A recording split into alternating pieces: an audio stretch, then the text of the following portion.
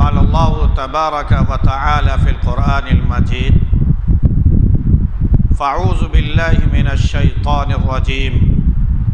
بسم الله الرحمن الرحيم حاميم والكتاب المبين إنا أنزلناه في ليلة مباركة إنا كنا منذرين. وقال تعالى في موضع آخر: لو كان خيرا ما سبقونا إليه.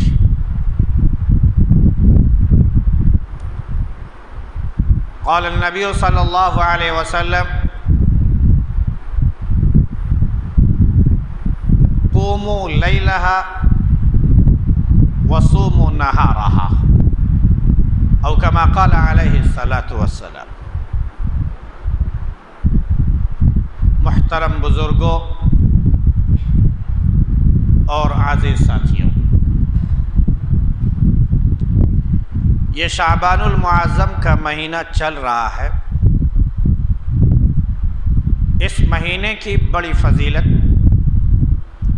اللہ کے نبی صلی اللہ علیہ وسلم نے بیان فرمائی ہے۔ اس مہینے کے روزوں کی بڑی فضیلت نبی کریم صلی اللہ علیہ وسلم نے بیان فرمائی ہے اور اس پر عمل بھی کیا ہے۔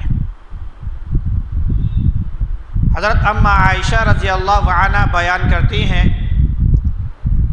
کہ میں نے نبی کریم صلی اللہ علیہ وسلم کو مسلسل کسی مہینے کے روزے رکھتے ہوئے نہیں دیکھے سوائے شعبان اور رمضان کے۔ اللہ کے نبی صلی اللہ علیہ وسلم تقریباً رمضان ہی کی طرح شعبان کا روزہ رکھا کرتے تھے۔ ہمیں حکم ہے کہ ہم بھی اس میں کثرت سے روزے رکھیں، لیکن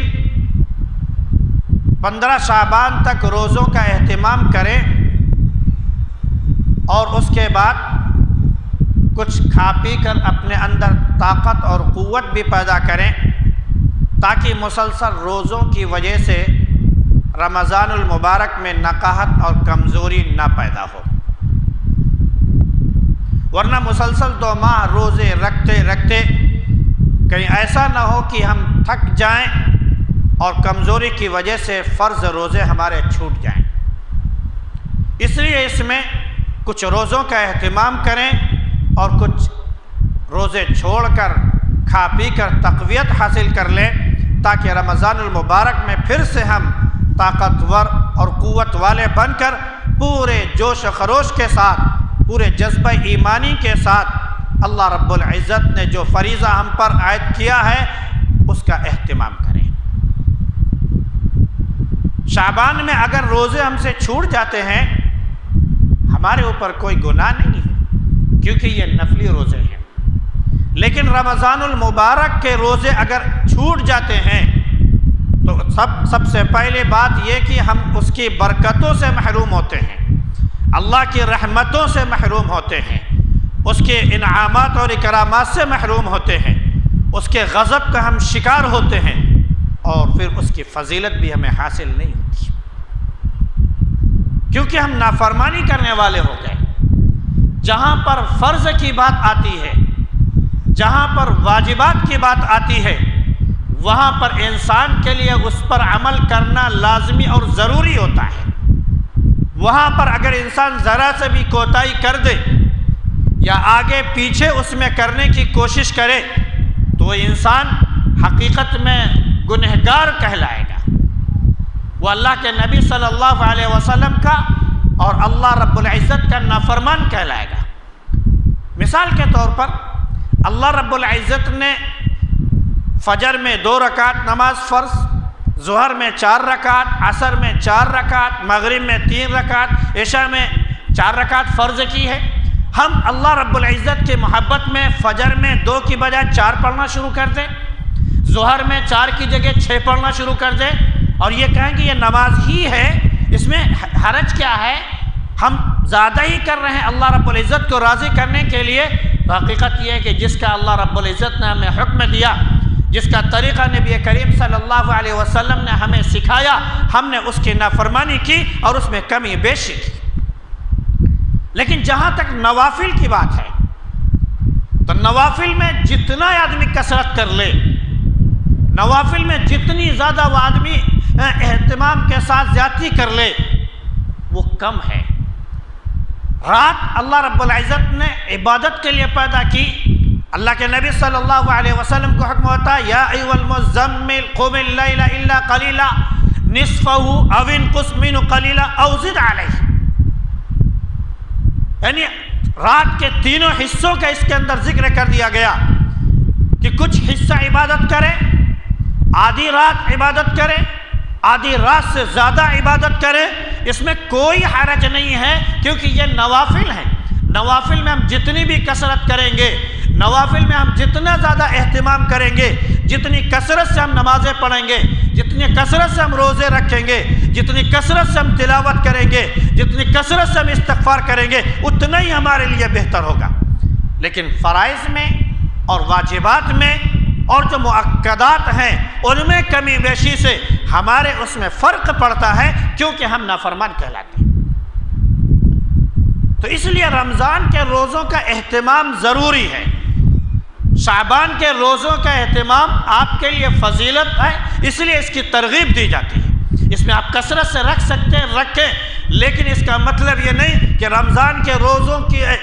ناقدری ہو اور رمضان کے روزوں کو چھوڑ دیا جائے اور اس میں کھان پین کیا جائے، اور اس کے بعد جو اس میں ہے صرف براءت کی رات ہونے کی وجہ سے، لیلۃ البراءت کہلانے کی وجہ سے، اپنی زبان میں شب برات کہلانے کی وجہ سے، نام رکھ دینے کی وجہ سے اس کے ایک روزے کو اتنی اہمیت دینے لگے، اتنی کثرت سے اس کا اہتمام کریں اور پوری اجتماعیت کے ساتھ پوری سوسائٹی والے جمع ہو کر اس کا اہتمام کریں، اس لیے کہ اللہ رب العزت معافی کر دیتا ہے، اللہ رب العزت گناہ بخش دیتا ہے، اللہ رب العزت بنو تغلب یا بنو کلب کے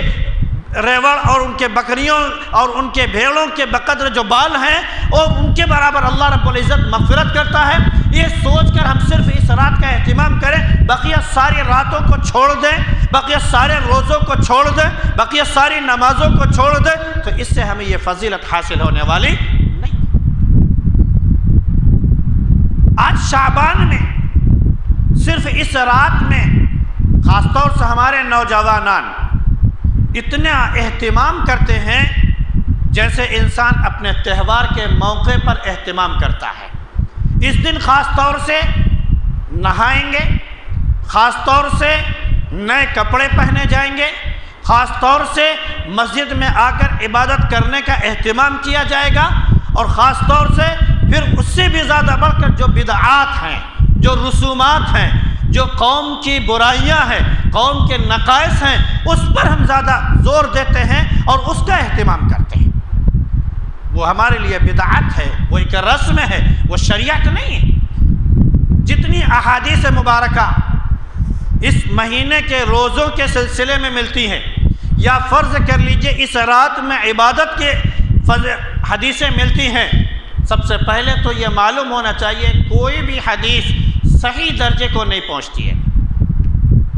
تقریباً 20-25 کی تعداد میں حدیثیں ہیں، کوئی بھی حدیث صحیح حدیث سند کے ساتھ نہیں پہنچتی ہے، اس حد تک نہیں پہنچتی ہے، بلکہ وہ ضعیف حد تک۔ اور ضعیف کا مطلب یہ نہیں جیسے ہمارے بہت سے آج کے اردو پڑھنے والے لوگ یہ سمجھنے لگتے ہیں کہ ضعیف کا مطلب ناقابل قبول، ضعیف کا مطلب اللہ کے رسول کا فرمان ہی نہیں ہے، ضعیف کا مطلب وہ حدیث ہی نہیں ہے، ضعیف کا مطلب وہ جھوٹی حدیث ہے، وغیرہ وغیرہ۔ تو یہ ادھر غلو کرتے ہیں، وہ ادھر غلو کرتے ہیں، دونوں غلو کرتے ہیں۔ ضعیف حدیثیں اگر کثرت سے مل جائیں تو ہاں وہ کسی حد تک حسن تک وہ پہنچ جاتی ہیں اور اس پر عمل جائز ہو جاتا ہے۔ تو جو اس رات میں شب برات میں ہمیں عبادتوں کے تعلق سے جو حدیثیں ملتی ہیں، یا اللہ کے نبی صلی اللہ علیہ وسلم کا جو ایک مرتبے کا معمول اور عمل ملتا ہے، وہ صرف اتنا ہے کہ حضرت اماں عائشہ رضی اللہ عنہ بیان کرتی ہیں کہ رات میں ہم لیٹے، نبی کریم صلی اللہ علیہ وسلم ہمارے ساتھ تھے، ہمیں نیند لگ گئی، اس کے بعد نبی کریم صلی اللہ علیہ وسلم اٹھے، اور یہ بہت مشہور حدیث ہے، اٹھے اور اس کے بعد کہیں چلے گئے۔ اما عائشہ رضی اللہ عنہ کی آنکھ کھلتی ہے، دیکھتے ہیں کہ نبی کریم صلی اللہ علیہ وسلم یہاں پر موجود نہیں ہیں، تو گھبرا جاتی ہیں، آپ کی تلاش میں وہ نکل پڑتی ہیں، ڈھونڈتے ڈھونڈتے وہ جنت البقیع پہنچتی ہے تو دیکھا نبی کریم صلی اللہ علیہ وسلم دعائے مغفرت میں مشغول ہیں۔ آپ وہاں پر جو لوگ دفن ہیں ان کے لیے مغفرت کی دعا فرما رہے ہیں۔ اگر اس حدیث سے ہم قبروں تک جانے کا جواز پیدا کرتے ہیں، ہم یہ سمجھتے ہیں کہ قبرستان جانا چاہیے، تو سب سے پہلی چیز یہ کہ پوری زندگی میں، پوری حیات طیبہ میں نبی کریم صلی اللہ علیہ وسلم صرف ایک بار گئے، صرف ایک بار گئے، بقیہ پوری زندگی میں کوئی اور واقعہ ایسا نہیں ملتا ہے کہ نبی کریم صلی اللہ علیہ وسلم قبرستان گئے رات میں اور وہاں پر کچھ کیا۔ اگر اس رات کی وجہ سے ہم مان بھی لیتے ہیں کہ نبی کریم صلی اللہ علیہ وسلم قبرستان گئے، تو رات کی تاریکی میں گئے، یہاں تک کہ زوجہ محترمہ نبی کریم صلی اللہ علیہ وسلم کی نہایت چہیتی بیوی حضرت اماں عائشہ رضی اللہ عنہ بغل میں لیٹی ہوئی ہیں، ان کو بھی نہیں جگایا، ان کو بھی اہتمام کی طرف کوئی توجہ نہیں دلائی، بس آپ خاموشی سے رات کی تاریکی میں تنہے تنہا، کسی صحابی کو بھی ساتھ نہیں لیا، آپ قبرستان گئے اور وہاں پر جو مردے دفن ہیں، وہاں پر جو صحابہ کرام دفن ہیں، اللہ کے نبی صلی اللہ علیہ وسلم نے ان کے لیے دعا کی۔ ہم اپنے قبرستان جانے اور خود نبی کریم صلی اللہ علیہ وسلم کے تشریف لے جانے کا اگر ہم تقابل کریں تو زمین اور آسمان کا فرق نظر آتا ہے۔ ہم قبرستان جاتے ہیں تو وہاں پر موم بتیاں جلاتے ہیں، وہاں پر اگربتی جلاتے ہیں، وہاں پر چراغاں کرتے ہیں، وہاں پر خاص طور سے قبرستان نہیں ہی جب کسی ولی کے بارے میں بات آ جائے، کسی بزرگ کے بارے میں بات آ جائے، کسی شہید کے بارے میں بات آ جائے، تو یہ سمجھتے ہیں کہ ہم کو وہاں سے ملتا ہے، تو وہاں پر جا کر بجائے اس کے کہ ہم نبی کریم صلی اللہ علیہ وسلم کی سنت پر عمل کریں اور یہ کہیں کہ پروردگار ہمارے جو مومن بھائی دنیا سے رخصت ہو گئے ہیں ان کی مغفرت فرما دیجئے، ہماری بھی مغفرت فرمائیے اور ان کی بھی مغفرت فرمائیے، ہم جتھے کی شکل میں جا کر وہاں پر مانگتے ہیں کہ ہم کو کوئی چیز دے دیجئے، کوئی چیز دے دیجئے،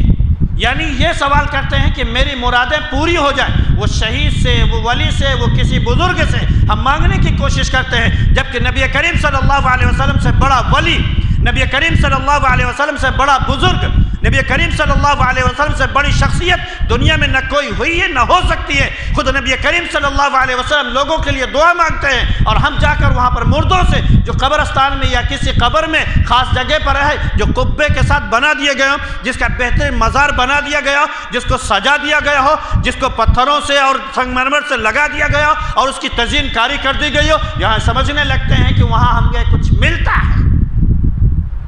تو ہم سب سے پہلے کہ شرک کرنے والے ہو جاتے ہیں۔ اور اس رات کے بارے میں ہمارا یہ جو تصور ہے کہ اللہ رب العزت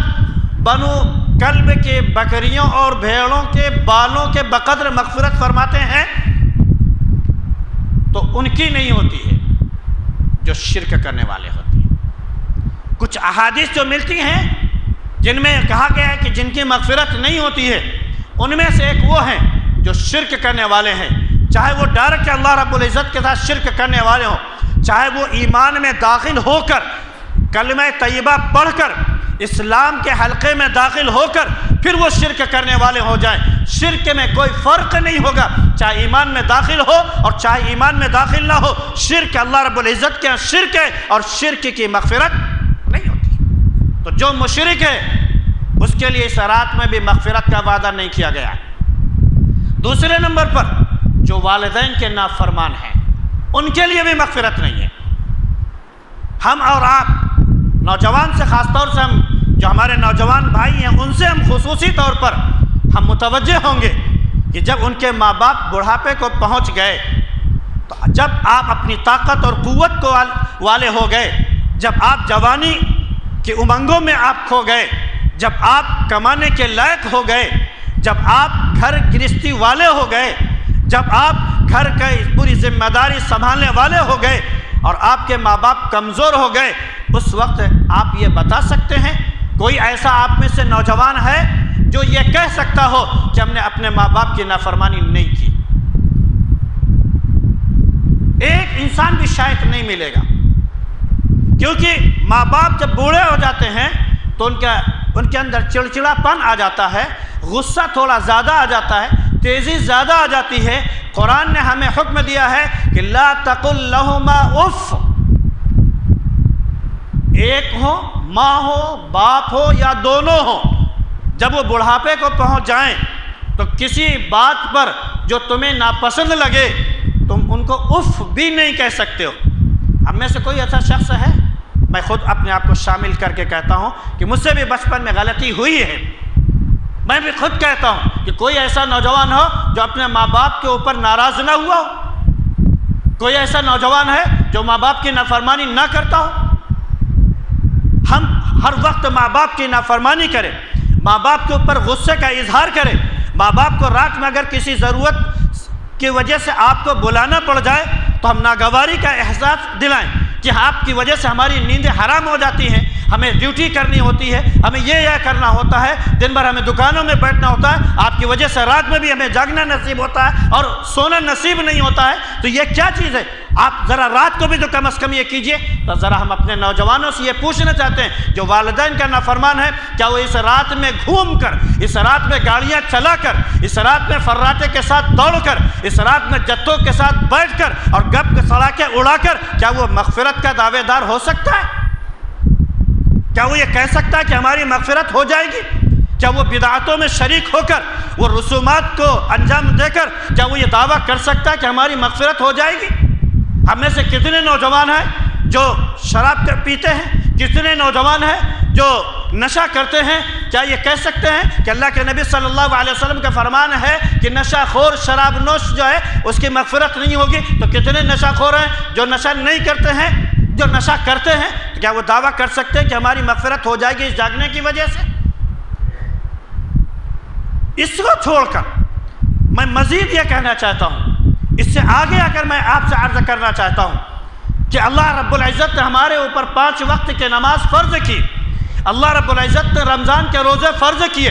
اللہ رب العزت نے ہمارے اوپر زکوٰۃ فرض کی۔ اگر ہم اللہ رب العزت کے